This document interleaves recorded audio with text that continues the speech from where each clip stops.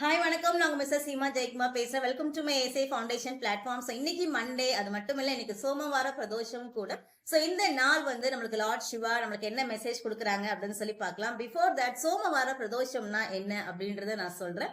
சோமம் அப்படின்னு சொல்றது சந்திரன். ஸோ இந்த சந்திரனும் அதே மாதிரி சிவனும் ரெண்டு பேருக்குமே உகந்தமான ஒரு நாள் அப்படின்னு பார்த்தீங்கன்னா திங்கட்கிழமை. ஸோ அந்த திங்கட்கிழமையில வரக்கூடிய பிரதோஷத்தை தான் நம்ம வந்து சோமவார பிரதோஷம் அப்படின்னு சொல்லுவோம். ஸோ சோமவார பிரதோஷத்துல இந்த பிரதோஷம் அப்படின்றதுக்கு என்ன அர்த்தம் அப்படின்றத நான் சொல்லிடுறேன்.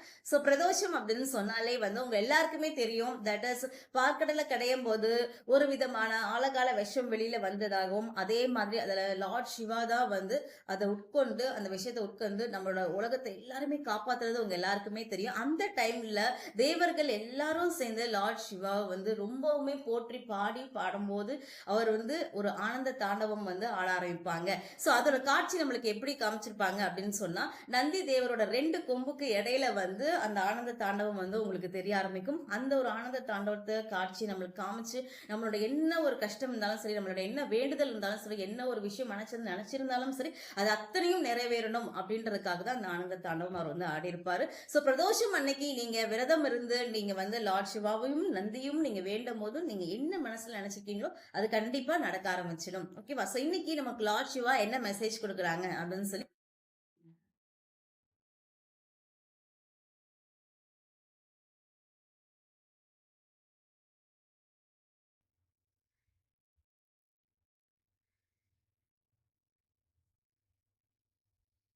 ஸோ லார்ட் சிவா வந்து சொல்லக்கூடிய ஒரு message, trust is very important. அதாவது நம்பிக்கை வைக்கணும். அதாவது வீட்டில் உங்களுக்கு ஏதாவது ஒரு பிரச்சனை வரும்போது, இல்லை கடவுள் இருக்காரா இல்லையான்னு தெரியல, எனக்கே எதாவது நடக்குது அப்படின்னு சொல்லுவாங்க. ஸோ அந்த ஒரு வார்த்தையிலேருந்து வெளியில வாங்க. அதாவது உங்களை கஷ்டம் கொடுக்கறது உங்களுக்கு அப்படின்றது உங்களை பக்குவப்படுத்துறதுக்காக மட்டும்தான் லார்ட் சிவா எப்பவுமே உங்க கூட இருந்துகிட்டே இருக்காங்க. அவரை நம்புங்க.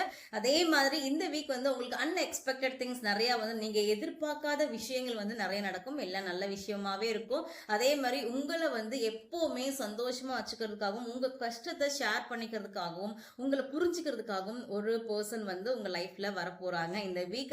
எதர் மேபி சோல்மேட், அதாவது லைஃப் பார்ட்னரா இருக்கலாம், இல்ல அப்படின்னு சொன்னா உங்களோட ஒரு வெல்விஷரா இருக்கலாம், இல்ல என்ன ஒரு பர்சனா இருந்தாலும் உங்களோட கஷ்டங்களை புரிஞ்சக்கூடிய ஒரு பர்சனை வந்து நீங்க இந்த வீக் வந்து மீட் பண்ண போறீங்க. ஓகே, ஸோ இதான் லார்ட் சிவா வந்து சொல்லியிருக்காங்க இந்த வாரம். ஓம் நம சிவாய. எதுவும் என்னுடையதல்ல, எல்லாம் உனதே. தேங்க்யூ.